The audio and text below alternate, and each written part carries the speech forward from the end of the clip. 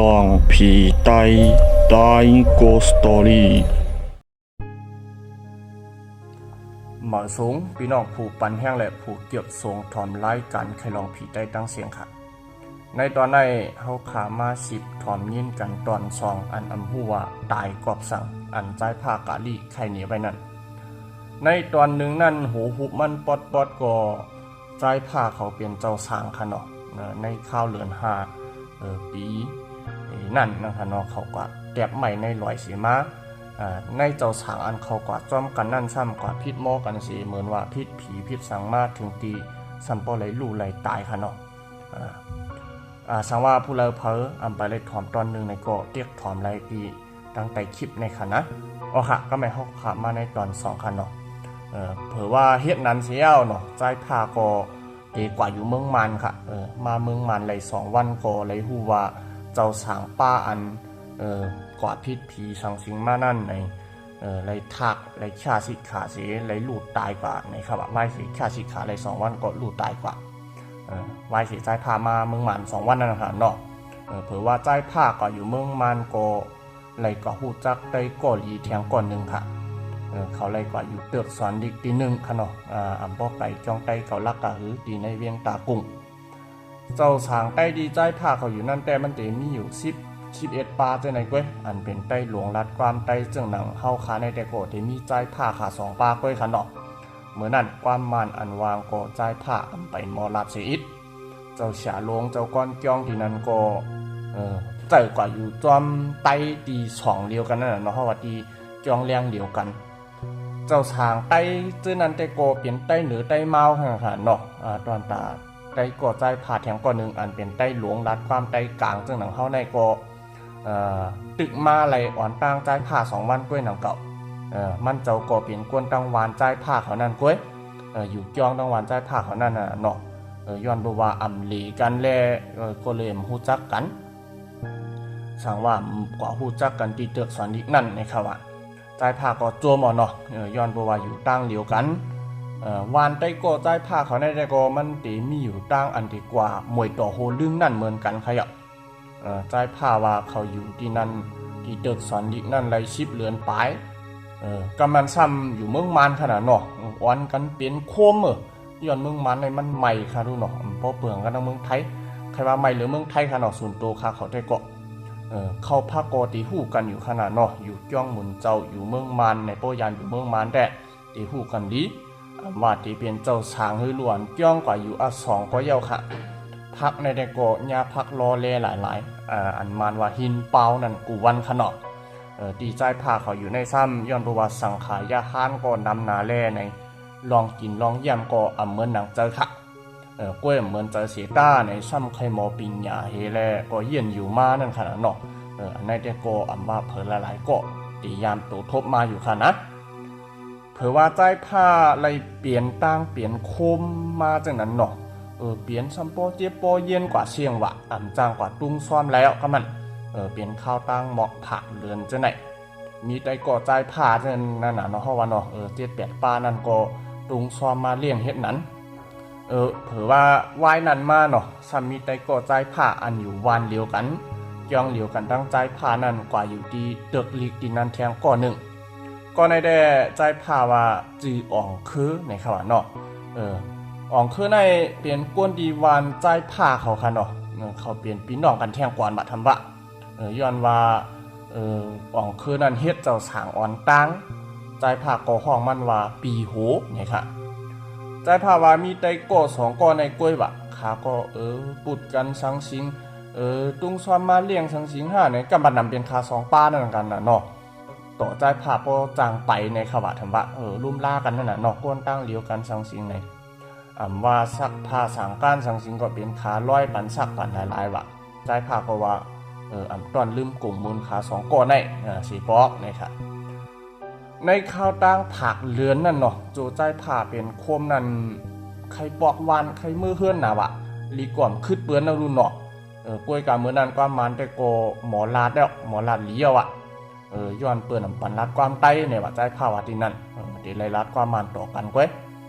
โปยินว่ารัดความไตต่อกันในระยะตามก่อนว่าธรรมะญาตามเพราะว่า ตามเว้าๆนั่นน่ะเนาะอยู่ในเกบ่นู่นนะจุกขาคอนเดียวไปเอาปรับลีกต่างโหตากข้าวตั้ง30มื้อเน็ตจังไหนนี่ว่าทำว่าเผื่อว่าจ่ายผ้าแค้นมาไหลเหมาะ 2-3 วัน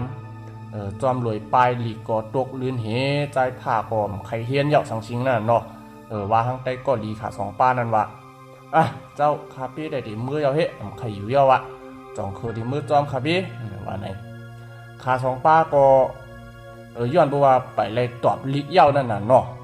ไปเลยตอบลีกเหยาหมดเปิ้นนำไปปันมือเตหือมือเนี่ยว่าจ่ายผ้าก็ลักมือเอากว่าจำคำมาเนาะใจภาคก็ถามขาแทงว่าว่าหือจ่องดีมือจอมฮะจ่องดีมือจอมคาเป้ได้ดีมือคำแนวดีมือหรือดีจ้องใต้เกาลักเห็นมือพุกแต่ดีแพดกากิกลงตนตีกำเหลียวเจียมเจ้าขา2ป้าก็ไปตอบเหมือนนั่นแต่เนาะเผื่อว่าคำมาก็ไม่เปิ่นนอนเย็นมัวดอกตีนี้มอกเกามองชิบมองกลางคำใจภาคก็ห่างเฮียนไว้มัวดอกเนาะย้อนเปิ่นปีกไผ่สินอนค่ะลูกเกี่ยงก็เหนือปืนมันเป็นอูดพิรัดหนีแลไปก็มันเดี่ยมได้ยินเสียงกันเผื่อใจผ้าเอาธงโคธงสังออกมาดีพักดูเกี่ยงตังลงโขไหล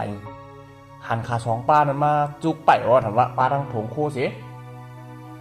เห็นนั้นสิใจผ้าก็ว่ามือพะนั้นเนี่ย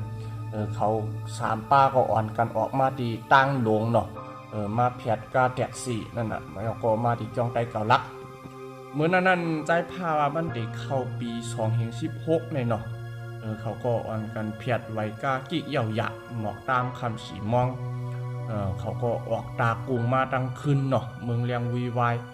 สีมองปลายกลางไหนก็ฮอดโดนตีนั่นน่ะกาพี่มักในเพราะว่ากาเลียงเมื่อนั้นในมันติออกกลางคืนนั่นน่ะเนาะตั้งตากุงตองกี้เนี่ยนะมันเหมือนกาเลียงมือเหลียววันนั้นก็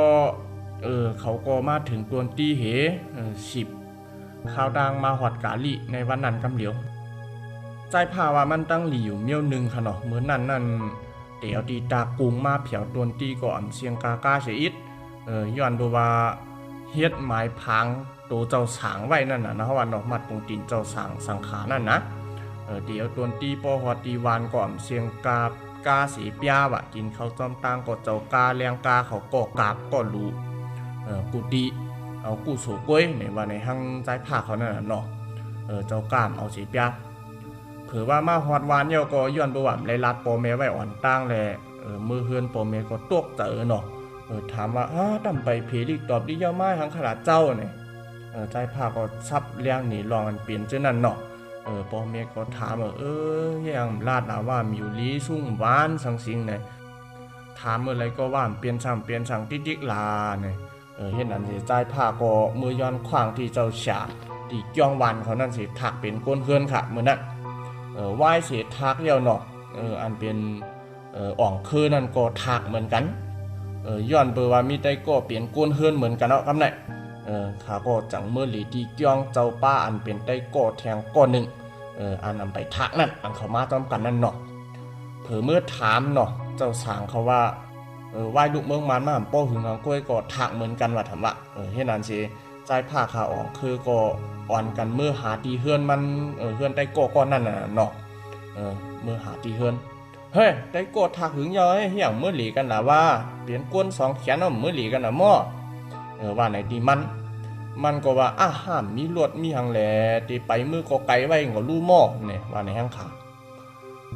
เผื่อว่าหึงมาตานเนาะใจผ้าขาอ่องคือซ้ำมีลวดก่อนลำก็ไม่ลวดเคืองเนาะเปลี่ยนปล่อยตีไรก็ตีไก่มือห่วงมันนั่นน่ะเนาะมือห่วงไก่ก็นั่นตาสิป้อมเจอป้อยมโลกว่าแล้วโลกว่าลีไรเต้ก็ไก่มือเหล็กกันหนังเก่าวานไก่ก็นั่นวานเขานั้นมันอยู่ตั้งในแหละเพราะว่าตีกว่าเวียงไหนมันนั่นไก่มาเวใจผ้าเขาตาสีหนังเก่าเนาะเพราะว่าตีมือเวียงเพราะว่าหึงดึงเปาะนั่นกะย้อนตั้งกว่าเวียงนั่นมันติมาตั้งหวานใจผ้าเขานั่นหลายเฮ็ดนั้นสิเผื่อว่าถึงมาปี2019ข่าวต่างโควิดนั่นเนาะเพราะว่ามื้อพ่อนั้นมันเป็นโควิดเปิ้นได้ปิดวานเนาะเพราะว่าเปิ้นได้ปิดวานนั่นน่ะปันเข้าออกกันในมันติเป็นจังนั้นมื้อพ่อนั้นเนาะ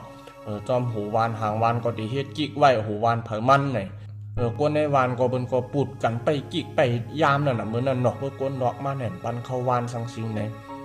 เฮ็ดนั้นสิต่อตั้งเป็นโควิดนั่นช่อลงหยบลงนั่นน่ะจ่ายผ้าขาวคือก็ไปไล่มือเหลได้ก็นั่นขึ้นมันก่อมไล่มาเหลจ่ายผ้าขาซ้ำปอถึงปี2เฮียง21นั่นน่ะเฮาว่าเขาดังปีปลาย2ปีจำเผือไล่หันกันแทงปอ1เนาะจ่ายผ้าว่ามันปอติหน้าเฮือนเหย่ามือพองโควิดนั่นเลยว่ะมือพองโควิดห้ามจ่ายผ้าซ้ำกว่าสอนมีลวดที่ในเวียงย้อนบ่ว่ามีวาสนานั่นน่ะเนาะเผื่อว่าปี2021มาจ่ายผ้าก็มือเปิดเสียงมีรถดีเฮือนเขาดีวานเขาพองนั้นได้ก่อจ่ายผ้าก่อนนั้นมันมีนาเฮือนมีลูกอ่อนก้อนนึงเยาว่าถำบะมีลูกอ่อนมีนาเฮือนเอาก่อนปอไก่หากันนั่นน่ะเนาะเพราะว่าเที่ยงรองนึงก็โควิดเฮลองนาการตางานนาเฮือนเฮสังสิงเลี้ยงลูกเลี้ยงเม่ไหนก็เริ่มปอไก่หากันมันมีอยู่เปาะนึงค่ะได้ก่อจ่ายผ้าก่อนนั้นมันมามีลวดมันตีเสียงจ่ายผ้านั่นกะมื้อวันนั้นจ่ายของคือก็มาแหละจ่ายผ้าเหมือนกันเขามาญากันได้ก่อนนั้นวางจ่ายผ้าเนาะอ้าวจ่ายผ้าหันกันหึงยาวปืดเสียงมีลวดแฮมือเลี้ยวในว่ะจ่ายผ้าหวายด้วยเนาะฮะเป็นได้ก่อแน่เจอห้ากะสอนมีลวดมือเปิ้นปีกวานมือพ่องโควิดนั่นนะห้าตึกปืดไปหึงล้านห้าได้ก็เลือนปลายเพื่อไหนว่าในทางมันฉากก็ห้ารู้เป็นหือหลามือเลี้ยวหันกันหึงแน่เขาก็ทักทายกันสังสิงนั่นน่ะเนาะจอมโดยได้กดได้เสกมานั่งให้ก่อนแน่มากินน้ำเชียนใส่กินเปียให้ก่อนลูกมาจังไกมือลูกวันในที่มันเนาะมันก็มานั่งให้กินจอมใจผ้าใจผ้าขาวคืนน่ะเนาะใจผ้าก็มีปั่นลวดมันเยาหยาสังสิงเขาก็อุบกันนั่นน่ะเนาะไอ้กดดีกว่าเลยในบ้านโถงโคลงให้ล่ะแน่มาในวันในทางมันมันก็ว่าห้าดีกว่าเช็คค่าเนอะแน่ก้นยิงห้าตีเกิดลูกอ่อนว่ามีดีเช็คค่าในมือเดียวใจผ่าขาออกคือก็พร้อมเสียงกันเสียว่าฮะแต่เอามียอเนี่ยว่าเอามือเหล่อแน่เอาไต้หวันอะไรอ่ะแน่ได้กดใจผ่าก็ว่าเอาก้นวานไตในนี่หิมวานสูในอันมือสูเป็นเจ้าสางสูใกล้กว่าลูกคำเขาพักนี่เป็นดังนั้นเนาะอันสูใกล้กับหาพักน่ะเขาก็อุบกันมาเนาะใจผ่าก็เลยฮู้ว่ามีไตโกมันนั่นเปลี่ยนหลานยิงใจผ่าเว้ยเปลี่ยนพี่น้องกันตั้งใจผ่าใจผ่าก็ฮู้จักหลีนั่นน่ะเนาะเฮาว่าเนาะฮะเจอหลานยิง5ก็อย่างนั้นเปิ้นนั่นนายหลวงห้องหลานขุยเอาเปิ้นนั่นแท้เนี่ยเขาก็อุบโคกันเนาะใจผ่าก็ว่าหังมันเตี้ยเนาะอีน้องอ่อนขาเม็ดเท่าเขามาบอกอยู่ว่าพี่นางมันติหน้าเฮือนสังสิงมื้อพ้องนั้นสัมอยู่เพื่อนแหละย่ามือแขกว่าสอนมีรถในเวียงอยู่สัมเป็นโควิดที่ได้ก็เลยหูกันนั่นน่ะเนาะอาเกี่ยวว่าเป็นหลานยิ่งก็ดูเนี่ยมันก็ว่าแจ้วว่าพ่อนั้นก็เปิ้นว่าปีกวานปีกสังเห็นนั่นน่ะเนาะเฮาก็ไล่เฮ็ดป้อยใหญ่ป้อยหลวงได้ก็ว่าย้อนกันเฮ็ดมัดมือให้นั้นก็อย่างหือล่ะนี่เขาก็อุบกันเฮงเนาะจะคือขาใจพาก็ว่าหลีเอาเปิ้นนั้นก็จวมจ้อมาเฮ็ดเนี่ยกว่าหาอีกน้องแล้วก็มันมองฉากก็ห้าปนั้นก็เนี่ยวันในที่มันอันเป็นลานใจผ้าในเมฆเขานั่นใจผ้าห้องว่าปีนางไหนวะอันเป็นแม่เท่าเขานั่นซ้ำเปลี่ยนปีนางโ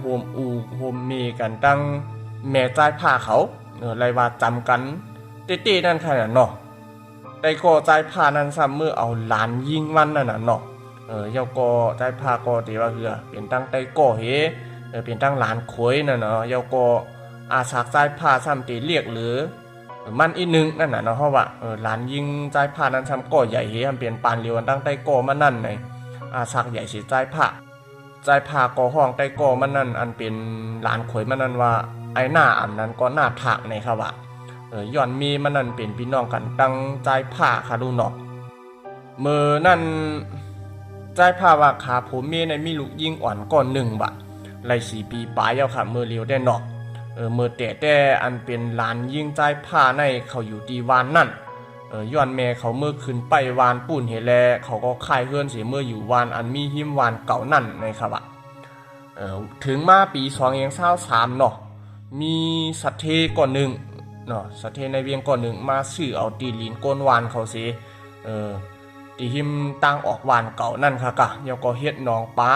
เลี้ยงหมูเลี้ยงไก่นั่นน่ะเฮาว่าตีนก็กว้างว่ากว้างสัตว์ที่ก็นั้นก็มาเฮ็ดเฮาว่าเฮ็ดหนองปลาเฮ็ดที่เลี้ยงหมูเลี้ยงไก่เสในเผื่อว่าลอยๆมาเนาะมันก็เฮ็ดปันลองขึ้นใหญ่ในหมู่บ้านนั่นน่ะเนาะเฮ็ดตั้งสื่อตั้งสังสิงในเตี๋ยวหิมวานใต้ผ้าเขาซ้ำบ่ถึงเตียนมันกว่าซื้อตีลินตั้งมันซ้ำกว่าในกลางวันหลานยิงใจผ้าเขาครับอ่ะเฮาว่ากลางวันอันใจกลางวันเฮือนนะกลางหมู่บ้านกว่าในกลางหมู่บ้านหลานยิงใจผ้าเขาเมื่อนั้นได้มันเป็นตั้งก้นไปก้วยเนาะเผื่อว่าไล่ถึงปีปลายสัตว์ที่ก็นั้นก็เฮ็ดตั้งป่างก็ป่างดีกว่าก็กว่าง่ายเฮอันเปิ่มอุ๋งเหมือนกูปอกนั่นน่ะเนาะก้นวานที่นั้นก็อ่อนกันกว่ากินจ้างเฮ็ดปันการสัตว์ที่ก็นั่นมังก็สัมปอมีเฮือนมีกาย่อนมันเนาะเสียนตั้งกัตยาอันอัจยาเขาสื่อนั่นได้ก็มันดีมาชุดดีวานใจผ้าเขาก้วยเนาะย้อนนั่นแหละสัตว์ที่ก็นั้นก็มันขึ้น10เฮ็ดตั้งควักตั้งปั่นหนังฮือดีกว่าง่ายมากง่ายในวานนั่นก็เฮาว่าก้นวานนั่นก็จมกันเนาะวานนั่นเมื่อเลี้ยวแต่ก็หลังเฮือนก้นในหนำไว้ว่าใจผ้าว่าก้นในเวียงอันปลายเพจนั่นก็เตียนกันมาอยู่ตั้งวานนั่นที่มีอยู่โหเฮือนหนำไว้หนังเก่าเนาะวานเขาก็กว่ามาก่อมป้อเหี่ยวหนังกูปอกย้อนบ่ว่าเสียนตั้งก็กวางตั้งก็เข้มป้อมีต้นไม้ใหญ่ไม้หลวงสังสิงยาวแลในกว่ามาก็เหลียวก่อนกูสังหนังเก่าเนาะถึงมากราบในเย้าเนาะลองผีช้างมีหนังเมื่อนั้นในแต่ก็วาไลนั่นหนังเก่าค่ะเนาะพอดีเกี่ยวลีลีในนั้นก้วยใจผ้าว่าจังไหนถึงเมื่อเลี้ยวตัวใจผ้าได้ก็ยังตึกอยู่ย้ำว่ามันมีลองลึกลับไว้อยู่ในนั้นใจผ้าหัดลาดเต็มปากเต็มซบในครับว่าว่าใจผ้าก้วยก้นอันอยู่ตรงต่างเจ้านั้นก็อันเปิ้นยามหูเจ้านั้นแต่ตื้นหัดกว่าในเปิ้นลาดจังนั้นในครับว่าเผื่อว่าเรื่องอันป่วนมาในตัวหนึ่งนั่นเปลี่ยนมานั่นนะเฮาว่าเนาะใจผ้าก็ไหลกว่าถามเรียบเฮียนให้หูลีเสมาลาดขึ้นเหมือนจังหนังในปีไหนนั่นน่ะเนาะใจผ้าว่าปี2025ในได้ก็ใจผ้าอันออกคือนั่นได้ก็มาเหตุการณ์มีเมืองไทยไว้เมื่อเลียว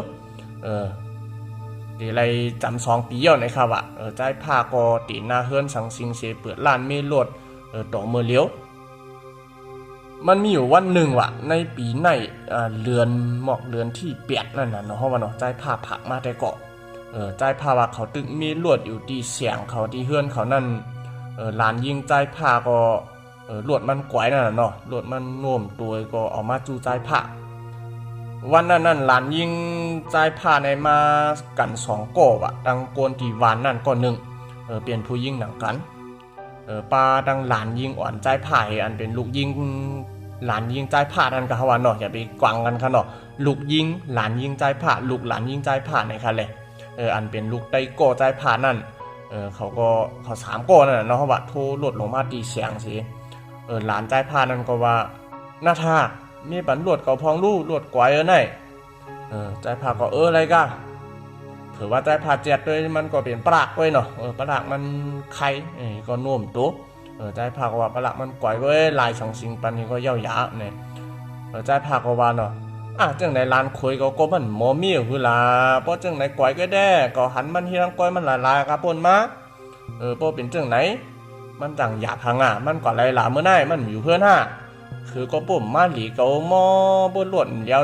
ซ้ำปุ่มมาหาเกาแหล่หันกันหิปอกหน่อยลานอ่อนเกาปดดันใหญ่ปดหันนายเอาหม้อใจพากวันไหนดีลานยิงมันนั่นหลานยิงมันนั่นก็ไปตักเสียงสังเย็นสีหน้าตามันก็บอกกีนั่นน่ะเนาะเหมือนห้างตีใครสั่งให้เผื่อว่าลาดมากก็ลาดออกเสียงมากก็เสียงอ่อนก็ยางสิหลานยิงใจพานั่นก็ว่า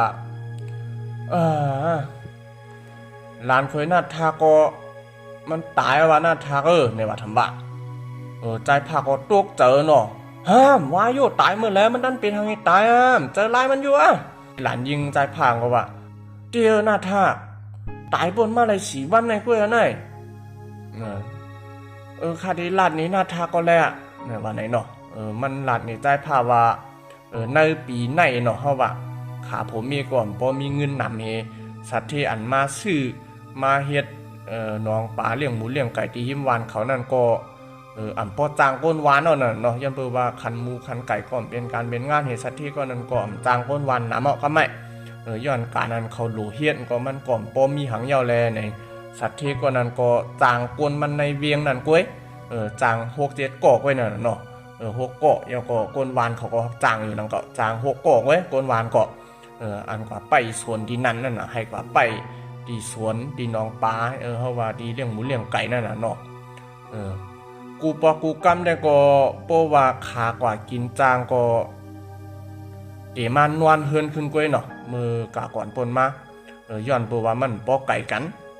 เผื่อว่าปอกในเนาะหลานยิงใจภาคก็ว่าทั้งผูมันนั่นขนาดเนาะปอสู่กว่าเหตุการณ์ที่นั้นเพราะว่าอะไรกว่าไปอะไรกว่านอนที่ปุ่นได้อย่าไปกว่าล่าเฮามีหยังกินนั่นเอานี่ครับผมมีก็ว่าแหงกันอันเป็นผูมันนั่นก็ขึ้นว่าเนาะป้อมกว่าก็อีหลูลูกห้าเงินก็มีแน่มีการทางรู้เฮ็ดสวนก็ปีดอกปีมและเงินเก็บทางรู้ในอาล่างก็ซ้ำพ่อมเปลี่ยนบางปีนี่ข้าก็อุบกันอันเป็นลานยิ่งใจพางก็เนาะสุดดีหูอยู่ว่ามีลองหังในสูซ้ำตึกให้กว่าอยู่ละที่นั่นเสือปืนมันก็สูหูอยู่รู้ในวันแห่งโผมันก็ได้ว่าโผมันก็ถอมเนาะมันก็ว่าเฮาดีกว่าเฮ็ดดีนั่นกว่านอนดีนั่นในเฮ็ดนั่นว่าตาหนึ่งกว่ากับมาเนี่ยเผื่อว่าโผมันกว่าไรหมอก8 วันนั่นเนาะเหมือนเจ้าหนังเหมือนไหนนะเขาว่าเหมือนในหูคำนั่นมันตั้งมาตีเฮือนเสียมากินข้าวห่มหมูตั้งลูกตั้งเมียมันเห็นจังไกลกว่าตีสวนนั่นขึ้นว่ะมันว่าดีเมียมันเนาะก่อนมันดีกว่า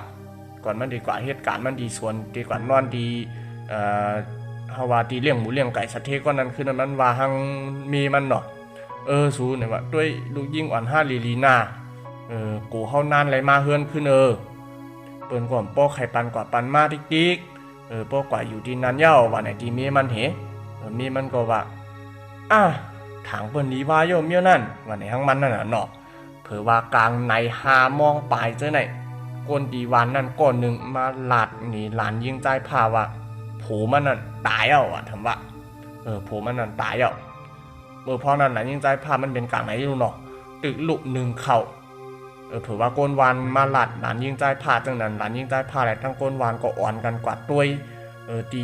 เลี้ยงหมูเลี้ยงไก่ที่น้องปลาชะเทก็นั้นกำเดียวเขากว่าหันก็โผมันนั่นเหมือนก้นนอนหลับก้อยว่ะก็เดี๋ยวว่าหวานหูมันตั้ง2 คางตั้ง2 ขอนในกำมานไว้กวนวานอันเขากว่าเหตุการณ์จ้อมกันนั่นอันเขานอนหิมกันนั่นวาเนาะมือคำว่าหมอก2 มองกลางไหนในเขาปูดกันไปยามนั่นก็เขาว่าเนาะเขามาปูดได้ก่อใจผ้าอันเป็นโผหลานยิงใจผ้านั่น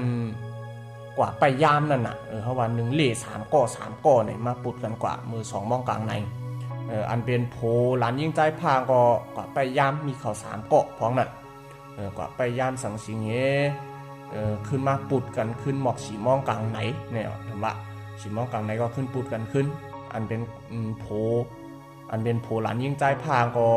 เขาก็ขึ้นมานอนนั่นน่ะเนาะย้อนตัวว่าเมืองไปเลี้ยงดีมานอนถึงกว่าตามตานว่าอันเขานอนจ้อมกัน3 ก้อนั่นตา2 ก้อนั่นเขาได้ยินว่าอันเป็นโผหลานยิงใจพานั้นมันนอนค้างบักนอนค้างก้อยกับขา2 ก้อนั่นก็อันตักเสียงเนาะแล้วยินอยู่ตื่นอยู่ไพ่ก่อมไปหมดแรงเปิดวิแรงไว้อย่างนั้นก้อยเดี๋ยวว่าขา2 ก้อนนั้นก็ต้วงตูมไล่ว่าธรรมะไล่ยินกูลองหันกูลองเนี่ยก้อยเดี๋ยวว่าต้วงไล่เหมือนผีอ้ำไว้ว่าขา2 ก้อก็รีหวยตาด้วยกับตั้งใจก่อใจผ้านั่นเนาะอันเป็นโผหลานยิงใจผ้านั่น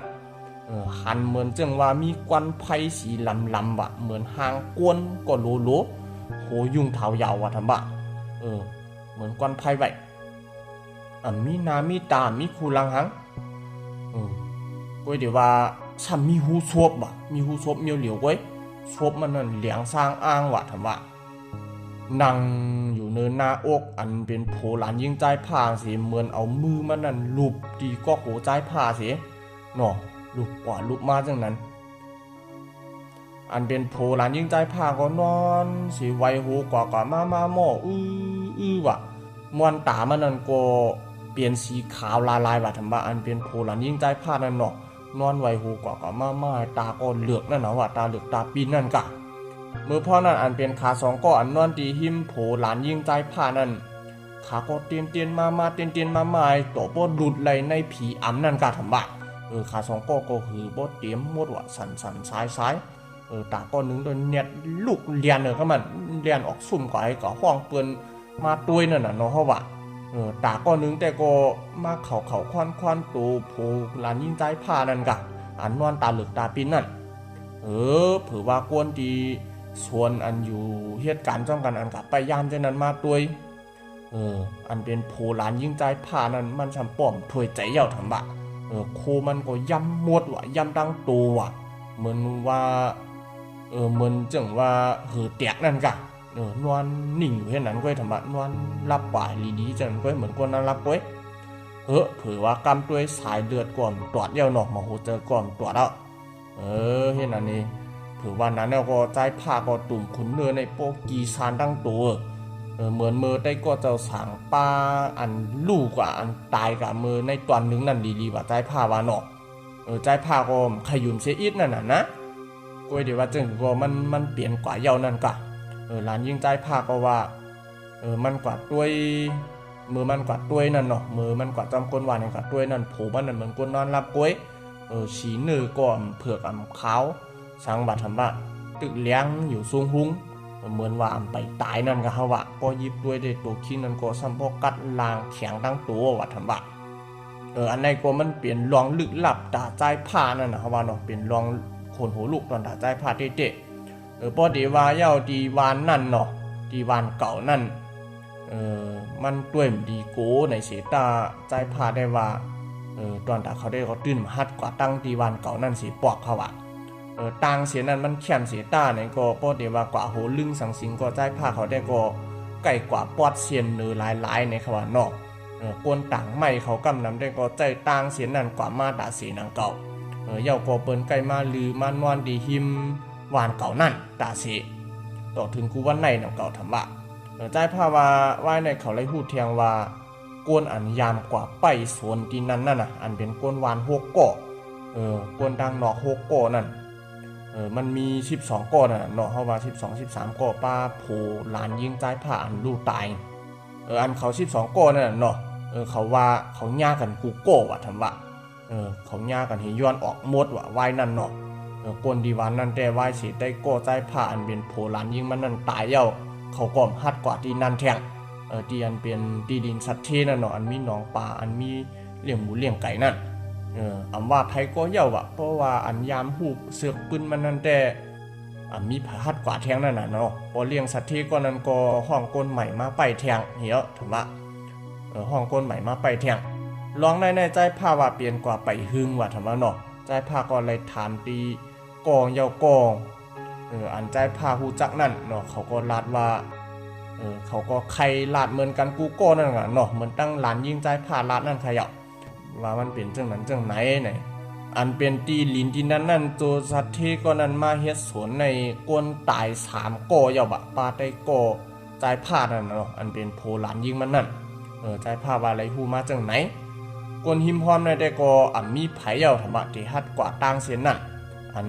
ตั้งอันสัตเทก็นั้นเฮ็ดนั่นน่ะเนาะอันมีดีหิมหวานเก่าต่างมันเข้มสีตาหน่อยกวยดีว่ามีกวนหูลองหูปืนมันนั่นก็น่ะเนาะเพราะว่ากวนต่างไม่กวนฮอกาต่างไม่เขากวนในเวียงจังนั้นกวยเนาะติใจต่างเสียนั่นก็มากวยกาป่นมาในต้อนเป็นจังไหนสิปอกก็ว่าธรรมะหึงหนาหวานต้อนเป็นจังไหนนะใจภาพว่ากวนอันกว่าตายดีนั้นตา2ก่อเนาะมันเป็นผู้หญิงก้อยเดี๋ยวว่าเป็นสังเสียตายในแต่ใจผ้ากอมหูหนังเก่าเนาะก้อยเดี๋ยวว่าก็ตายที่ลินสัตว์เทก็นั่นเพราะว่าใจผ้าถามเขาในเขาก็ว่ามันเดี๋ยวว่าเหือรับหลันนั่นนะเขาว่าเนาะรับหลันนอนรับหลุดแบบนั้นนะเขาว่าอันคนไทยเขาว่าไหลตายนั่นค่ะกะรับเยากอมตื่นจังนั้นนั่นค่ะก้อยเดี๋ยวว่าโผหลานยิงใจผ้าอันดูตายกันได้ใจผ้าว่าพ่อตั้งวนเขาได้โกมันได้เป็นผีผู้ยิ่งก่อนตายอ่อนตั้งนั้นมาเอากว่ากล้วยเนี่ยว่าถามว่าเนาะเมื่ออ่อนตั้งเนาะอันเปิ้นยามกว่าอยู่นั่นแต่ก็ มีสังญาสังเสปอกนั่นน่ะเผื่อว่าผู้หญิงก็นั่นตายก็มีผู้หญิงแทงก็ตายจอมเยาก็อันเป็นโผหลานยิงใจพางก็มาตายจอมในเหมือนจังหนังใจพาว่าเหมือนจังหนังเขาว่านั่นแนวทำบะเกี่ยวจะตาก้นเขาในหูไลนั่นขนาดเนาะก็หูว่าที่เรามันเปลี่ยนหือปืนมันมีจังหือในห้องกว่าในรีเลอเซเปิลในครับว่าอันในโกมันเปลี่ยนเรื่องเล่าอันใจพาดตัวทบและเปลี่ยนรองเตะอันในซุ่มใต้ก้อหลีกว่า2ก่อนั่นนะเฮาว่าเนาะเฮาว่าในก่อนต่างก่อมือในตอนที่1ก่อ2ก่อในตอนไหนนั่นหั่นเนาะอันเป็นโผหลานยิงใจพานั่นตอนตาใจพาได้ก็เลยว่าเป็นรองตัวทบอันคนหัวลูกนั่นนะเฮาว่าเนาะพูดดีกว่าที่มามันเปลี่ยนทั้งแลตายทั้งสิงกล้วยเดว่าอะไรเฮาว่าเดว่าเหืออะไรหัวเนาะน่ะเนาะอยู่เป็นไหนจังไหนโยอยู่เป็นกอบผีผู้หญิงก็นั่นอันเป็นเจ้าสังปาในตอนที่1อันลูกตายกว่างก็เป็นกอบพิษผี5สังสิง5ในความกล้วยไหลทางเถิมหาข้อตอบหาดีป่องรองตั้งมันไหลต่อถึงเมื่อเลี้ยวในอันนี้ก็ใจผ้ามาผักตอนไข่นี้ไว้คันเนาะเจิ้งหือก็ลีคันเนาะร้องในอันได้ก็ใจผ้าลู่เสียงกว่าในไปหึงสังในค่ะว่าเปลี่ยนในปีในแลในเหลือนที่8ป่นมาในคันเนาะใจผ้าก็ไหลหูเสีย